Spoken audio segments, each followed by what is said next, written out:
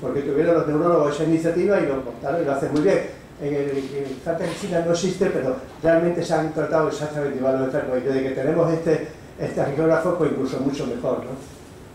Bien, esto es solamente un detalle para que vean también otra maravilla de la radiología intervencionista. Estos son los enfermos que pueden sufrir una hemorragia, ese 3% que dijimos de los riscos hemorrágicos por rotura de un aneurisma congénito de las arterias celulares que se rompe, lógicamente está aquí ampliado, y entonces pues lógicamente pueden morir. Hay muchos enfermos que mueren de una hemorragia subaracnoidea. Entonces hoy consiste también la radiología intervencionista a través de la arteria femoral, introducen unas virutas metálicas de pegamento de aluminio dentro del aneurisma, entonces eso fomenta la trombosis de eso y ya ese aneurisma ya no se va a romper. Entonces esto es una maravilla, no hay que abrir el cráneo, no hay que hacer una craniotomía como hacen los neurocirujanos, sino simplemente a través de eso. Bien, esto sería el tiempo tan corto que tenemos para el tratamiento del ictus.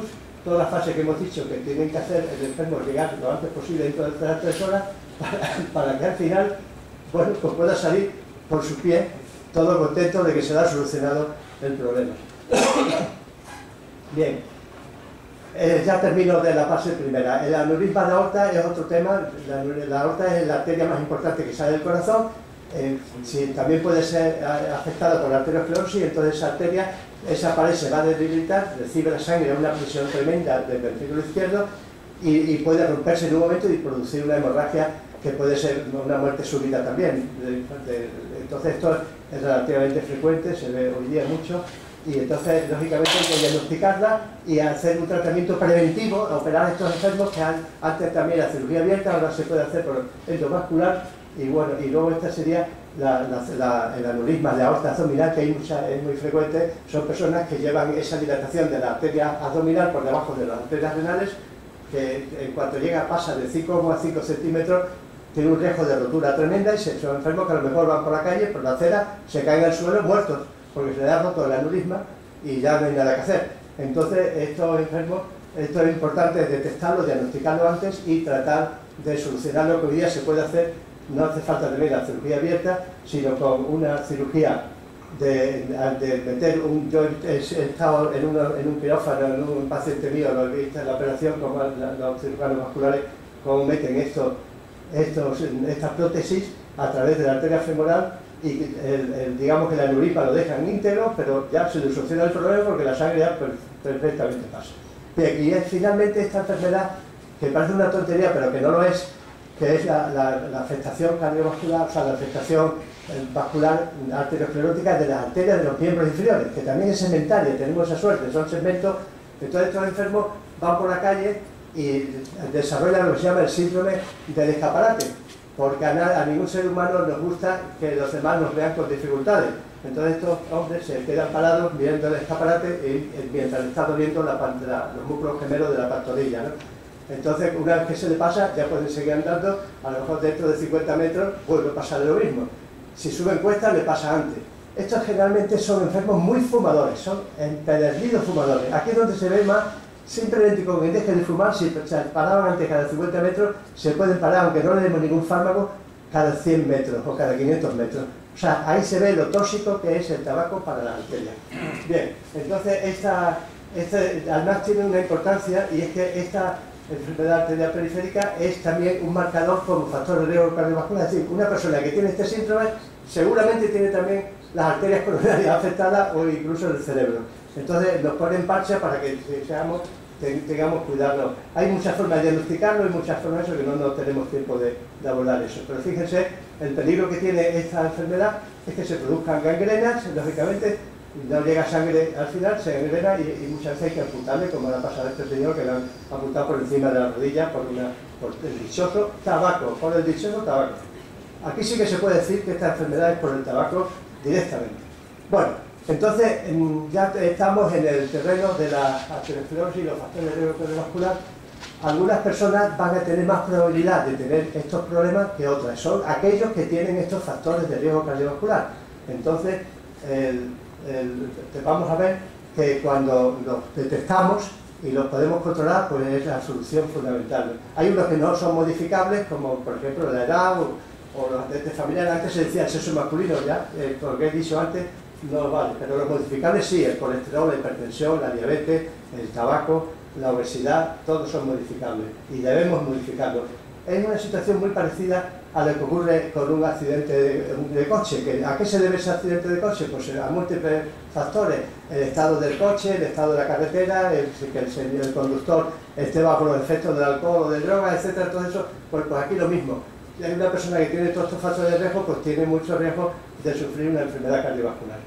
Esta diapositiva me la cedió mi amigo, desgraciadamente ya fallecido, el doctor Manuel Luis Cotero, que es de Valverde de Leganés, Valverde y Llerena de Badajoz. Era el jefe del servicio de cirugía de enfermedades cardiovasculares de la Fundación Jiménez de Madrid, una eminencia. Yo le traje varias veces a la Facultad de Medicina a dar conferencias y me cedió esto, y yo la conservo porque es muy divertida, en cierto modo. Dice: ¿en qué se parecen los cochinos a los factores de riesgo cardiovascular? Y dice: pues se parecen en que es muy raro encontrarlos solos. Porque una persona que tiene hipertensión casi siempre también es fumador, casi siempre también tiene el colesterol alto, o es obeso, o tiene diabetes. O sea, que muchas veces van unidos y se potencian unos a otros. Y claro, una persona que tiene 3 o 4 o 5 factores tiene todas las papeletas para tener un infarto o tener un ictus. Por lo tanto, eso hay que tenerlo muy bien. Entonces, esta es la segunda parte. Perdone que me haya extendido quizás demasiado, pero vamos a hablar ahora de lo importante, que es los factores de riesgo cardiovascular. Estos 5, hay muchos más factores de riesgo cardiovascular, pero estos son los 5 más importantes y que tenemos que controlarlos. Vamos a empezar por el primero, el colesterol. Esta diapositiva es un homenaje a una ciudad norteamericana que se ha hecho famosa en todo el mundo, que es la de Framingham, del estado de Massachusetts, y es que en ella, desde el año 1948, toda la población de este país, de esta ciudad, que son 70.000 habitantes, está colaborando en un estudio epidemiológico que dura ya 3 generaciones, 70 años llevan ya, y que mucho de lo que sabemos del colesterol se lo debemos a ellos. Son personas que se han prestado desinteresadamente a este estudio, y entonces el estudio Framingham pues, se ha hecho famoso en todo el mundo, y como digo, muchas de las cosas que sabemos del colesterol se lo debemos a ellos. El colesterol no hay que verlo siempre como un gran villano, como el malo de la película. El colesterol lo necesitamos tener colesterol en una proporción determinada en la sangre, porque estabiliza las membranas celulares, forma parte, es precursor de las sales biliares y también precursor de algunas hormonas y de la vitamina D. Bien, entonces eso es importante, pero claro, cuando está en exceso se deposita demasiado en las paredes de las arterias y produce la arteriosclerosis. No voy a explicar ese síndrome, que es rarísimo. El síndrome es una enfermedad rara de Smith-Lane-Otis. Consiste en que este niño ha nacido con unos defectos genéticos que no producen nada de colesterol. Y eso, ahí se ve que el colesterol es necesario, porque este niño tiene una cantidad de malformaciones congénitas enormes.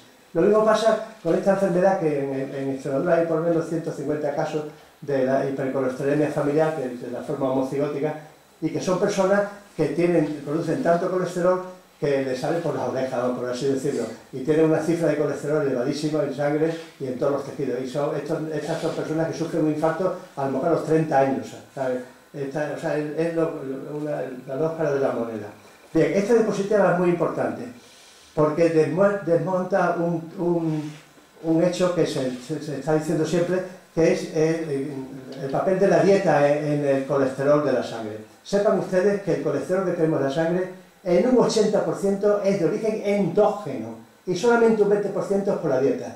Esto explica que mucha gente me dice a mí: pero doctor, ¿cómo tengo yo 300 de colesterol si le juro que yo no tomo nada de grasa? Lo tiene porque tiene su hígado tiene una alteración genética que hace que produzca mucho más colesterol, o bien tiene una alteración en los receptores del colesterol malo, del LDL, que hace que no limpie la arteria de la sangre del colesterol y se sigue acumulando en la sangre y produce la arteriosclerosis. O sea, entonces esto quiere decir, por supuesto, si quieres más al final, quería hacer una pregunta. Que también. Bueno, entonces quiero decir con esto que el colesterol que procede de la dieta, también una persona que coma mucha grasa lógicamente lo va a subir también, pero fundamentalmente las personas que tienen problemas de hipercolesterolemia es porque son enfermos que tienen un trastorno genético en su hígado y producen mucho colesterol. Entonces esto hay que tenerlo en cuenta, porque aunque debemos insistir que tiene una dieta adecuada, pero fundamentalmente tendremos que buscar la forma de bajar ese colesterol con drogas para que ese colesterol baje adecuadamente. Bien, dentro de la sangre el colesterol siempre se ha dicho que hay dos tipos, ¿no? El colesterol bueno y el malo. El colesterol es una grasa. Si ustedes echan en un vaso de agua una gota de aceite, no se mezcla, porque son contrarios, ¿no? Pues aquí pasa lo mismo. La sangre es un medio acuoso y el colesterol es una grasa, entonces no puede circular libremente sin ir unido a unas lipoproteínas. Y las lipoproteínas hay varias, pero las más famosas son la HDL, que son las siglas inglesas de alta densidad, que transportan el colesterol bueno, y la LDL, que son de baja densidad y que transportan el colesterol malo. Entonces, el tener el colesterol LDL muy alto es muy malo y el tener el colesterol HDL alto es muy bueno, ¿no? Entonces, ese es el problema, porque el colesterol LDL, ven ustedes, aquí se ve que lo que hace es depositar el colesterol en las paredes de la arteria. En cambio, el HDL lo que hace es la función de barrendero, se lleva el colesterol hacia afuera, lo de la arteria. O sea que son contrarios y esta es lo que... Por eso, las mujeres, que decía antes, que tienen el colesterol HDL muy elevado hasta la menopausia, y luego ya cuando les baja es cuando empiezan los problemas. Bien, las cifras de colesterol, bueno, el total, lo que creo que recuerden si acaso es 200. El colesterol total máximo 200. Cuando pasa de 200 para arriba ya es patológico. El LDL el malo a 130. Y el HDL bueno, pues lo ideal es que sea de más de 40, sobre todo si hay más de 75 mejor. Los triglicéridos son otros lípidos que también intervienen en la aterosclerosis, pero en un grado menor que el colesterol, y también se dice que deben estar por debajo de 150. Pero fíjense en esta gráfica del estudio Framingham, que decíamos antes, de esa ciudad de Estados Unidos, en el sentido de que a medida que va subiendo el colesterol LDL, el malo, 160, 190, va aumentando el número de enfermedades cardiovasculares, de infarto, de ictus. Y además un crecimiento, una subida totalmente lineal y exponencial. O sea que eso está demostrado. El colesterol, cuanto más bajo mejor, y cuanto más alto, peor. Eso está claro. Bien, entonces, ¿qué hacemos para disminuir el colesterol? Bueno, la dieta ya hemos dicho que interviene, pero que no interviene tan decisivamente. Hacer una dieta sin las grasas trans, que son unas grasas que son totalmente patológicas, igual que las grasas saturadas. Y luego disminuir el peso, actividad física, la medicación, las estatinas y los anti-PCSK9, que son los nuevos, los novedosos, que algunos de ustedes no habrán oído todavía hablar nunca de ellos. Ahora se lo diré. Bien, ¿qué pasa con los huevos? Esta diapositiva también es muy importante. ¿Qué pasa con los huevos y el colesterol? La yema de cada huevo de gallina tiene 325 miligramos de colesterol puro, Por eso los médicos hemos dicho siempre a los enfermos, usted no tome más que una yema a la semana, todo más 2. Pero sin embargo, cuando se han hecho estudios, se ha visto que ese colesterol puro se une a la lecitina de la clara y entonces se elimina por las heces porque no se absorbe en el intestino, entonces esto quiere decir que cualquier persona puede tomar todo el jugo que quiera, que no le va a subir ni un gramo el colesterol, ¿no? Entonces eso es lo bueno. En la revista Time de Estados Unidos, en el año 1984, es cuando se decía que era muy malo la yema de huevo para esto, pues hizo una portada con los dos ojos que serían los dos huevos fritos y luego el bigote de una forma negativa, ¿no? En cambio, cuando en el año 2014 se descubrió que no pasaba nada por tomar los huevos, bueno, pues ya era distinto, ¿no? Y esto es así, esto es real. Yo digo siempre la prueba del 9, nosotros somos una familia de 9 hermanos y me acuerdo que mi madre muchas veces solucionaba el problema de las cenas con huevos, ¿no? Y entonces el colesterol lo teníamos que tener entonces con las nubes. Bien.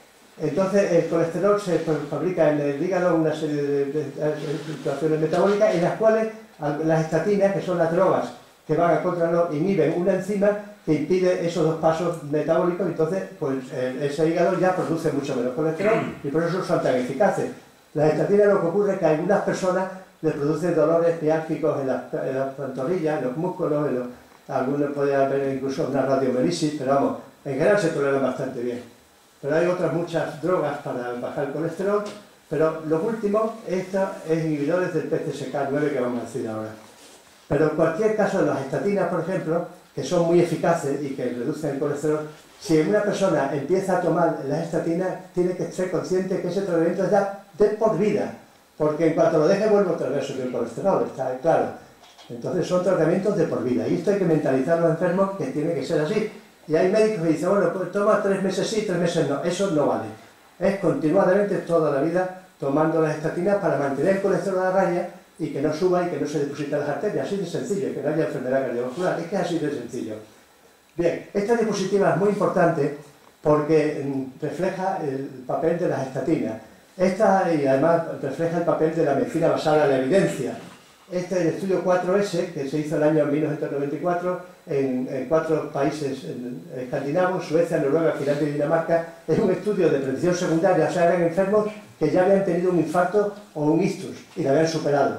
Tenían 4.444 enfermos, a la mitad, 2.222, le dieron una pastilla de simvastatina, una estatina, para bajar el colesterol de 40 miligramos diarios. Y a la otra mitad le dieron un placebo, y esos son estudios que ya saben, se hacen a doble ciego, ni el médico, ni la enfermera, ni el mismo enfermo sabe quién está tomando la pastilla de verdad o la pastilla mentira del placebo. Pero se programó el estudio a los 4 años y antes de 6 o 7 meses el comité ético, que ese sí que sabe quién está tomando una pastilla y otra, prohibió, paró el estudio porque los que no tomaban la pastilla de simvastatina se volvían a tener otro infarto y muchos de ellos murieron. Desde entonces no se puede hacer un estudio contra placebo para investigar otra estatina. Se puede hacer un estudio comparando una estatina con otra, pero ya lógicamente no. O sea, esto demuestra la bondad de medicina basada en la evidencia y que una persona que se le baja el colesterol deja de tener infartos. Así de sencillo. Bien, entonces el colesterol cuanto más bajo, mejor. Eso está claro.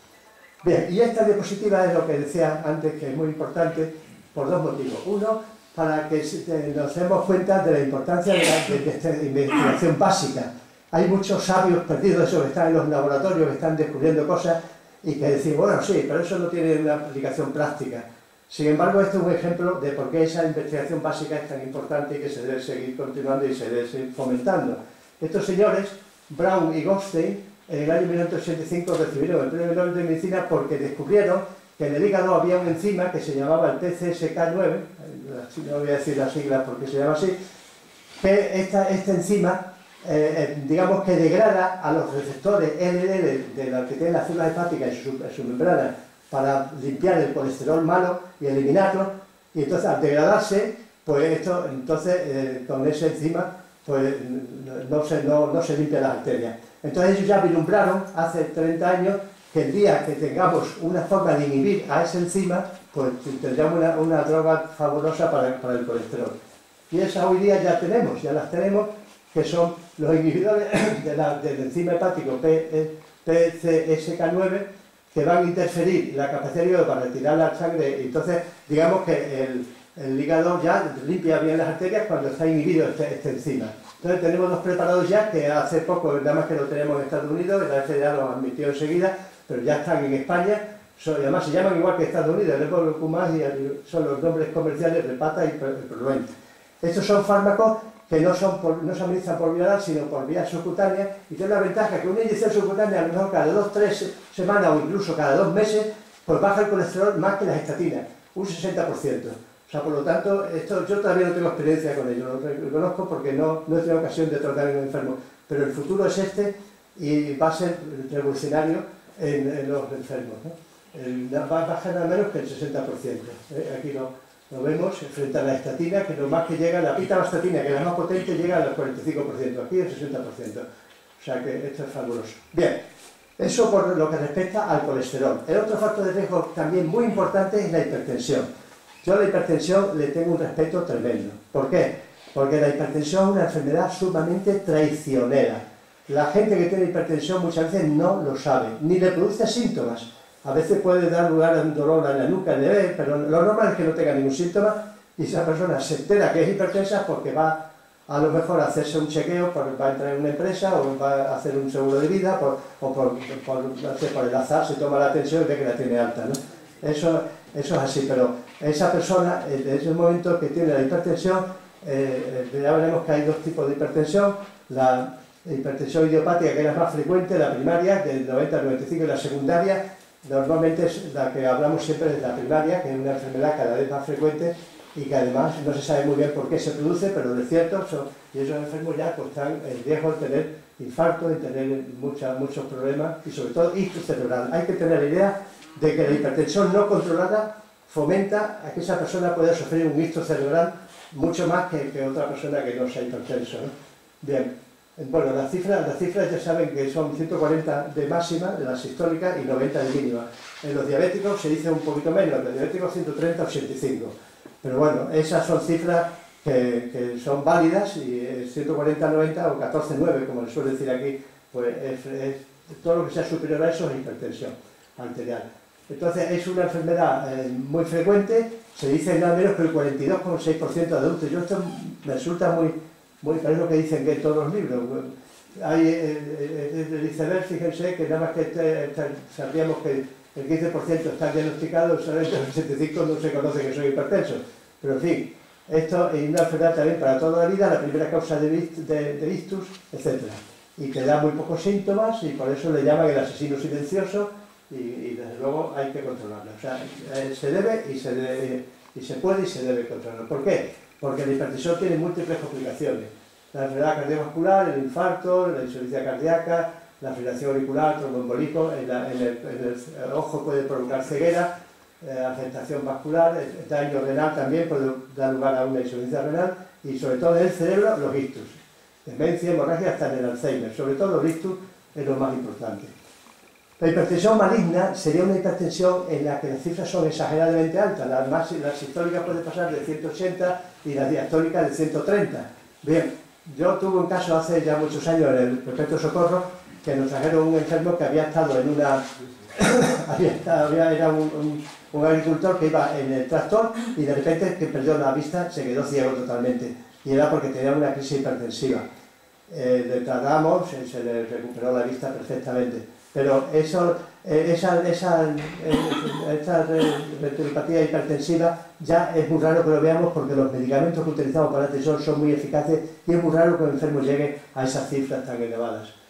Esta diapositiva la pongo nada más que para tranquilizar, porque esto es muy frecuente en muchas personas, que se les sale una mancha, digamos, roja en la conjuntiva, en los blancos de los ojos, que son hemorragias subconjuntivales, que unas veces pueden estar relacionadas con la hipertensión, pero muchas veces es una rotura de un vaso, como podría ser una rotura de una fragilidad capilar en la piel de un brazo, ¿no?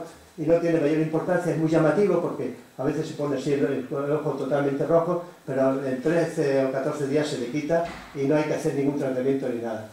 Lo importante son los ictus en relación con la hipertensión. Eso sí que es importante, y por lo tanto tenemos. Las otras complicaciones son también, lógicamente, en el corazón que tiene que lanzar la sangre contra más resistencia, porque hay mucha...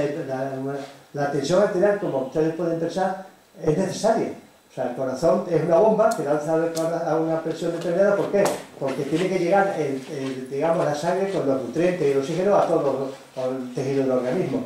Y entonces, cuando esa tensión que es necesaria sube, se llama hipertensión. Entonces eso da lugar también a consecuencias. En el propio corazón se hipertrofia el músculo, y hay una hipertrofia, hay una remodelación de las cavidades. La cavidad del ventrículo izquierdo se hace más pequeña, cada vez que se contrae, aunque tenga más fuerza, lanza menos sangre, o sea que todo es malo, ¿no? Entonces, en cambio, una vez que se controla la hipertensión, eso se puede retrotraer, o sea que es fundamental. En el ojo, pues puede terminar ciego, hay una serie de fenómenos. Yo a mis alumnos de la facultad siempre les he dicho que todos los médicos tenemos que saber ver el fondo de ojo, es muy sencillo, apagando la luz, no hace falta ni dilatar la pupila, es el único sitio donde se ven perfectamente los vasos, y se ven todos los signos también de la diabetes y de la hipertensión, y es muy fácil verlo, y esto es lo que da lugar a que cuando es el grado 4 pues pueda tener una ceguera tremenda. Y el riñón, igual que va a pasar con la diabetes, está muy relacionado con la hipertensión, produce una nefropatía hipertensiva y puede llegar a insuficiencia renal y necesitar diálisis y todo, o sea que esto es muy importante. La medición de la tensión arterial es muy importante hacerla correctamente, en situaciones de reposo, etcétera, atendiendo los famosos sonidos de Korokov, el método auscultatorio, aunque hoy día con estos aparatos modernos, pues los honros pues no son automáticos y nos dicen enseguida, si están bien calibrados, nos dicen enseguida la tensión.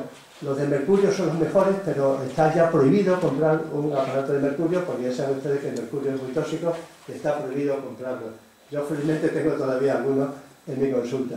Bien, entonces esto también es importante. El mapa es la monitorización de la ambulatoria de la tensión arterial. Se le pone al enfermo un aparato que va tomando la tensión cada 15 minutos durante el día y durante la noche. Entonces ese enfermo pues eso queda grabado luego y sabemos exactamente cómo va a estar en esas 24 o 48 horas. Esto tiene importancia para saber el patrón de hipertensión. Hay dos tipos de patrones que se llaman diper y no diper. La palabra diper en inglés es muy difícil de traducir, es como una montaña rusa, podría ser. Pero vamos básicamente a lo siguiente. Una persona que tiene una tensión arterial de tipo diper, que no es normal, tiene durante el día la tensión un poquito más alta que durante la noche, porque durante la noche hay unos factores de vasodilatación, total, que tenemos una tensión más baja. Eso es el patrón normal. Cuando el no diper quiere decir que durante la noche es tan alta, incluso a veces más que durante el día. Eso es patológico y además las hipertensiones que son patrón no diper, pues tienen más más facilitación para producir un ictus cerebral. Entonces, tenemos que transformar eso. Hoy ya se hace la cronoterapia de la hipertensión, dando un fármaco antihipertensivo por la mañana y otro por la noche para mantener la tensión en sus situaciones normales, es decir, transformarle un no diper en diper. O sea, eso es interesante y esto se consigue con el mapa, porque lo podemos hacer en la gráfica perfectamente. Bien, y luego el tratamiento de la hipertensión es muy importante, el tratamiento no farmacológico. Aquí la sal es muy importante. La sal, el sodio, cuando tomamos mucho sodio, pues lógicamente atrae al agua y se produce una hipertensión de volumen y sube la tensión por tomar sal. Entonces la sal, cuando un país, por ejemplo, como Francia, llegó un momento en que en cada casa había un frigorífico, pues bajaron el número de hipertensos y de problemas de la hipertensión, porque en ese país ya no dejaban, no cuidaban, digamos, no mantenían los alimentos en sal como se hacía antes, ¿no? Ya tenían frigorífico. Y en Japón hay una zona de la isla en la que tienen la costumbre los habitantes de tomar mucha sal y hay más hipertensos que en otras que no toman apenas sal. O sea que hay una relación de la sal con la hipertensión, por lo tanto la sal la tenemos que eliminar en los enfermos hipertensos fundamentalmente. Y una curiosidad como el regaliz. El regaliz tiene es una sustancia que se llama ácido glicerínico, que es semejante a una hormona que tenemos en las suprarrenales, que es la aldosterona, y que retiene sodio, y entonces, lógicamente, sube la tensión. Entonces, las personas que toman mucho regaliz, pues pueden tener la hipertensión arterial alta y hay que prohibirles que tomen el regaliz. Bueno, no voy a hablar de los tratamientos, hay muchísimos, hay muchos, hoy tenemos 5 o 6 familias, o 7 o 8 familias de fármacos antihipertensivos, cada uno con un mecanismo de acción, y son muy eficaces, pero, curiosamente, hay enfermos que necesitan 2 y 3 y hasta 4 fármacos tomarlos diarios de distintos mecanismos de acción para controlar la tensión. O sea que hay a veces hipertensiones muy refractarias, pero no tenemos más remedio que dar esos 4 fármacos todos los días para bajar la tensión.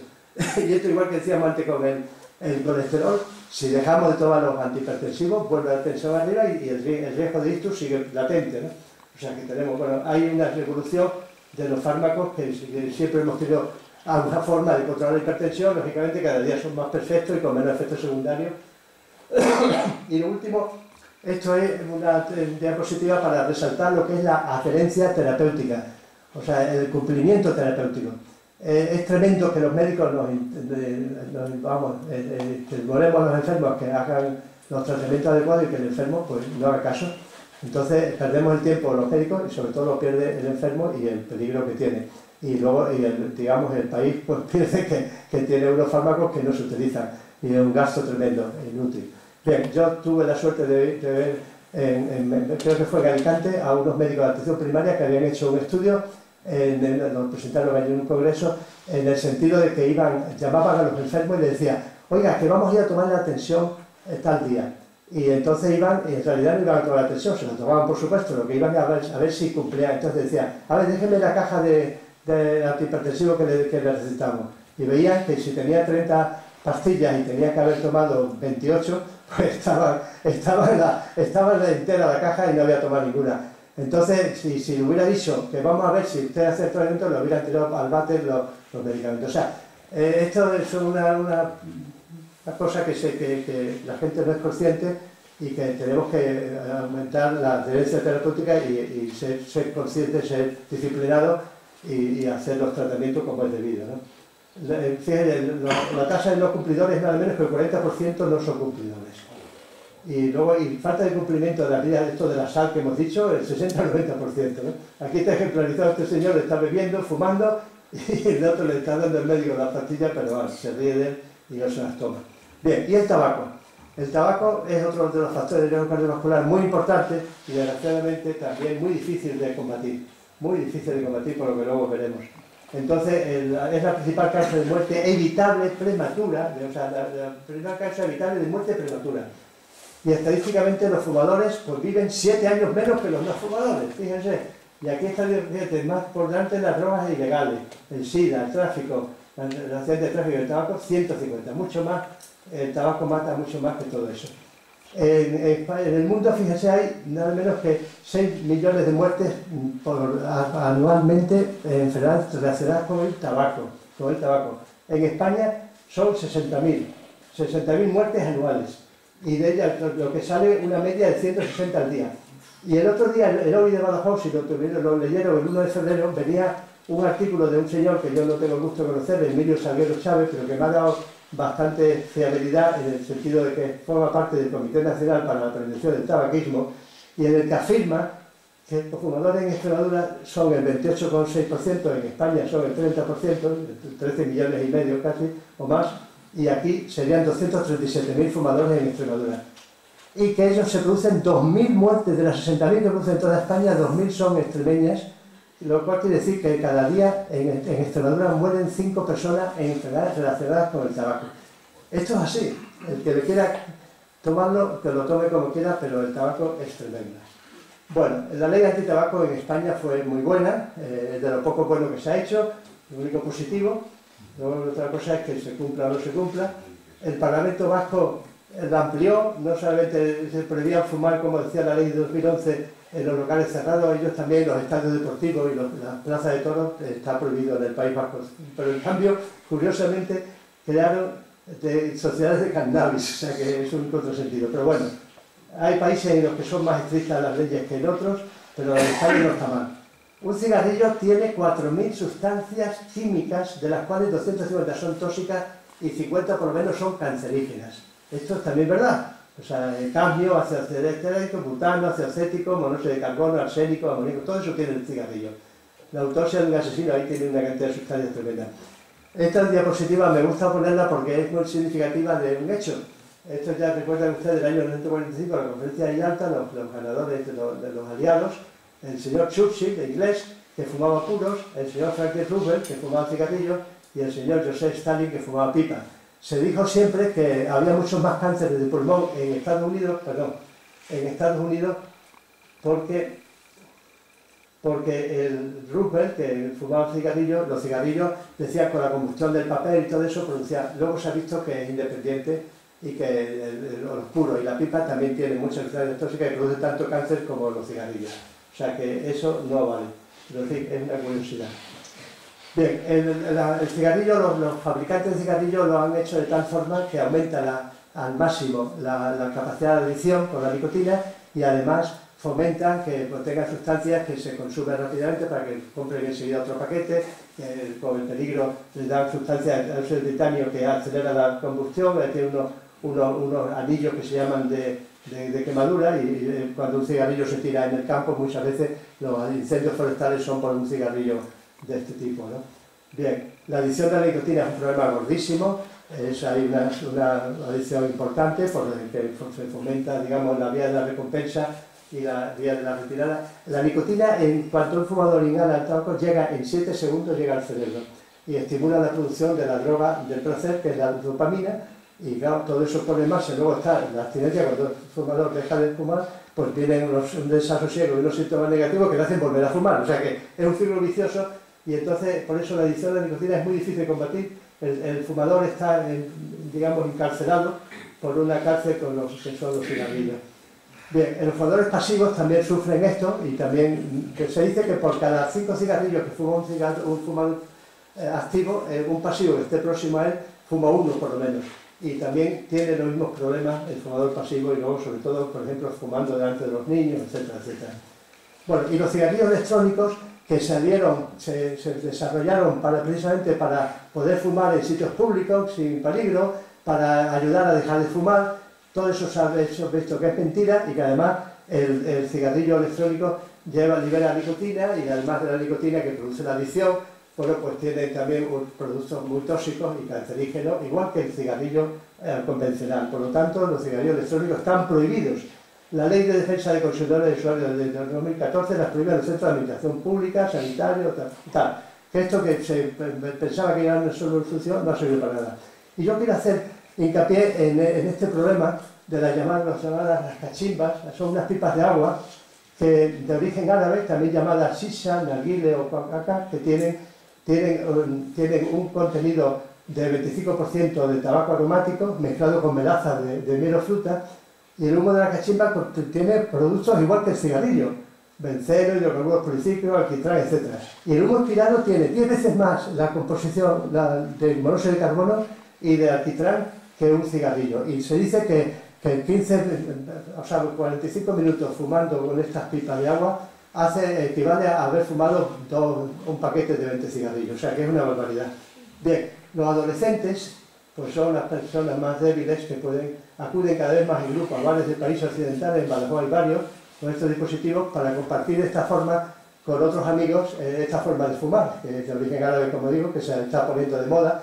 Si se meten en el Google, en Badajoz, hay varios bares que tienen estas cachimbas.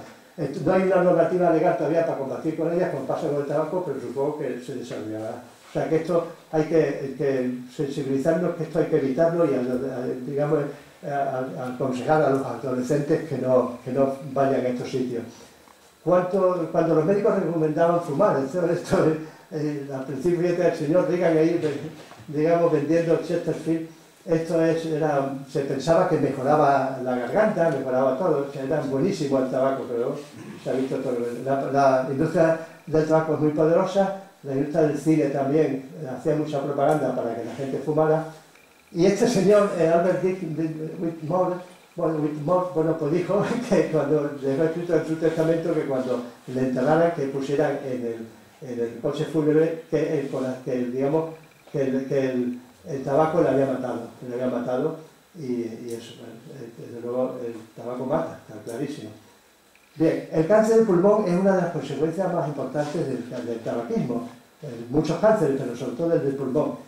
Y aquí se ve una célula cancerosa dividiéndose, ¿no? Pero fíjense, esta diapositiva posiblemente la más importante de todas las relacionadas con el tabaco. Aquí una célula pulmonar, por efecto de todo esto de los cancerígenos que tiene el tabaco, empieza en un momento a no seguir las normas inmunitarias del organismo, empieza a multiplicarse de una forma desordenada, como es el cáncer, ¿no? Y entonces va creciendo exponencialmente, y cuando llega ya a una situación determinada que ya crece y ya forma un nódulo pequeño, como se ve ahí en esa placa de tórax, o aquí en este TAC, de 1 centímetro, como un garbanzo, pues dice, hemos cogido muy a tiempo el cáncer del pulmón porque es muy pequeño. Sí, muy pequeño. Si bajamos la cisa a la lunada, resulta que desde que empezó el proceso de la formación del cáncer han pasado 10 años. Entonces, ¿qué quiere decir esto? Que es urgente dejar de fumar cuanto antes mejor, para no dar tiempo a que se haya puesto en marcha este proceso. Luego, mucha gente que dice, ha tenido el cáncer del pulmón y había dejado de fumar. Bueno, pero ya no llegó a tiempo, dejó de fumar demasiado tarde. Por eso, cuanto antes se deje de fumar, mejor. Eso está clarísimo. El cáncer no solamente de pulmón, de laringe, cavidad oral, esófago, pues mucho, y muchas enfermedades provocadas por el tabaco. Fíjense, en el Hospital Infanta Cristina, mis compañeros de neumología, pues tenían un mapa de la provincia de Badajoz, iban colocando, hay 4 o 5 tipos de cáncer de pulmón, de células grandes, de células pequeñas, células de avena, el epidermoide, etc.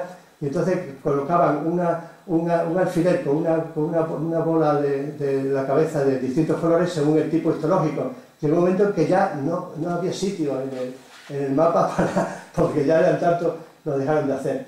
Entonces, esto es tremendo. El tabaco, el 90% está inducido el cáncer de pulmón está inducido el 90% por el tabaco. Pues siempre hay algún gracioso que dice, pues yo conozco a fulano que ha tenido un cáncer de pulmón y no fumaba. Pues sí, los hay, pero el 90% son fumadores.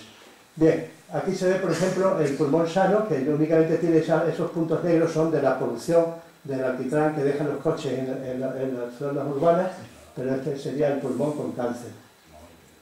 Bien, y otro problema importante es el tabaco y el EPOC. La EPOC, la enfermedad pulmonar obstructiva crónica, tiene 2 partes, bronquitis crónica y enfisema. La bronquitis crónica es que se inflaman las paredes de los bronquios, se llenan de secreciones y el enfermo se asfixia porque está obstruido. Basta que le demos un antibiótico, un mucolítico y un inhalador para que desaparezca esas secreciones y el enfermo ya respira bien. Y luego ahora tarda 4 años los bronquios, después de dejar de fumar, en volver a ser normales. En cambio, el segundo problema es el peor, que es el enfisema. El enfisema pulmonar, que es al final de los bronquios, terminan en unos racimos de uvas, por así decirlo, que son los alvéolos pulmonares. Tienen unas paredes muy finas ahí donde se hace el intercambio gaseoso entre el oxígeno y el sale carbónico. Bueno, pues los enfermos de los fumadores se van rompiendo los tabiques y se forman unas cavidades muy grandes y en definitiva un racimo de alvéolos que tenía 60 pasa a tener 40, se han perdido 20 y eso ya no se recupera. O sea que el enfisema va destruyendo el pulmón por efecto del tabaco. Bien, y eso es importantísimo. Bueno, también la enfermedad cardiovascular, el embarazo lógicamente es muy perjudicial y dejar de fumar pues es muy difícil, no, es posible, se puede dejar, no sirve para nada los anuncios en las carretillas de que el fumar mata, etc. Este es un libro que la doctora Márquez Pérez Aguilurde, que es neumóloga, una chica estupenda del Hospital de Santa Cristina, que está especializada también en el tabaco, bueno, pues hizo este libro que yo tuve la suerte me pidió que yo hiciera el prólogo, y de luego si se lee solamente el prólogo ya se quitan las ganas de fumar, pero yo se lo regalé a los amigos de mi tertulia y no sirvió para nada porque no que los hayan leído ninguno de ellos. Bien, ¿qué es la diabetes? La diabetes es otro tema muy importante, perdón, a ver si lo hago rápidamente porque ya me he prolongado demasiado. Bien, la diabetes es una enfermedad crónica que comienza cuando el páncreas produce menos insulina de la que necesita el organismo o cuando esa insulina no ejerce función porque hay una resistencia a la misma, ¿no? El tipo 2. Bueno, entonces es cada vez más frecuente, es una enfermedad muy completa desde el punto de vista médico porque produce de todo. Se calcula que hay 422 millones de diabéticos en el mundo, en España son 5,3 millones, el 11,5% de la población, que eso es muchísimo. Estos son Banting y Bell, que fueron los que descubrieron en Toronto, Canadá, la insulina, aunque el premio Nobel se lo dieron a Banting y a Masleo, que es este chico que entonces era un estudiante, no le dieron el premio Nobel, se lo dieron a Masleo, pero este era el director del ambulante del laboratorio. Bien, entonces yo le digo a los estudiantes de la Universidad de Mayor, donde he ido a las clases, bueno, pues yo les explico para que entiendan bien lo que es la diabetes de una forma muy sencilla. Digo, un coche, un autobús, un camión, un automóvil o un avión funcionan con una energía que es la gasolina, el queroseno o el gasoil. Bien, esa es la energía que necesita un coche. Si no le echamos gasolina no funciona. Pues el organismo necesita una gasolina que es la glucosa. La glucosa es nuestra energía. Todas las células del organismo necesitan glucosa para funcionar. Si no hay glucosa, la del cerebro no digamos nada, lo que necesita la glucosa que necesita. Entonces la glucosa se toma con los alimentos, se absorbe en el intestino y pasa a la sangre, ya la tenemos aquí, y entonces pasa a la sangre. Entonces ya tenemos la energía en la sangre. Ahora tiene que haber un sistema que transporte esa energía, esa glucosa, a las células. Y ese sistema es la insulina, que es una hormona producida por las células betas del páncreas, del bigote de Langerhans del páncreas. Entonces ya tenemos en la sangre la glucosa y la insulina, que es la que pasa a las células. Y eso es la función que hace la insulina. Entonces, ¿qué pasa con la diabetes? La diabetes hay dos tipos, como veremos ahora, el tipo 1 y el tipo 2. El tipo 1 es que no produce nada de insulina y el tipo 2 que produce menos insulina y además hay una resistencia a la insulina. Como consecuencia de todo eso, ¿qué ocurre? Pues como la glucosa que está en la sangre no consigue pasar toda ella a las células, como se queda en la sangre, y hay una hiperglucemia. Entonces, aunque sea una hiperglucemiada, el problema de la diabetes es que hay un exceso de glucosa dentro de la sangre, produce una hiperglucemia. Y esa hiperglucemia, en lugar de ser bueno, es como dijéramos, es que hace que los tejidos todos sean dulces y eso es fatal. ¿Por qué? Porque se producen proteínas, la glucosa tiene una tendencia a unirse a las proteínas muy fácilmente, se producen proteínas glicadas o glicosiladas que son tóxicas en el ojo, en la retina, pues se unen y destruyen los vasos, en el riñón lo mismo, y entonces producen nefropatía, retinopatía, etc. O sea, el problema del diabético es que tiene un exceso de glucosa en la sangre, por ejemplo, 214 se ha hecho aquí, y eso cuando lo normal son hasta 100 milímetros por decilitro. Bien, La diabetes mellitus tipo 2, el tipo 1 y tipo 2, el tipo 1 de los niños que produce un mecanismo inmunitario, se destruyen de repente todas las células beta del páncreas y entonces no producen la insulina y desde el principio necesitan inyectarse insulina. El tipo 2 es el 90-95, son los más frecuentes y son enfermos que tienen insulina pero menos y funciona peor esa insulina porque hay una resistencia a la misma. Los síntomas de la diabetes típicos son las 5 P's: polidipsia, sed, poliuria, orinar mucho, polifagia, comer mucho, y luego pérdida de peso y también cansancio. Estos síntomas son muy frecuentes. También hay mucha hambre, dificultades sexuales, infecciones vaginales, etc. Muchos síntomas, ahí están todos los síntomas. Y luego, en cuanto a los análisis que definen los criterios diagnósticos que definen la diabetes, bueno, pues según la ADA, la Asociación de Diabética Americana, del año 2014, de hecho ya está admitido por todo el mundo, normal hasta 110. O sea, decía hasta 110 es normal. De 110 a 126, vaya, es prediabetes.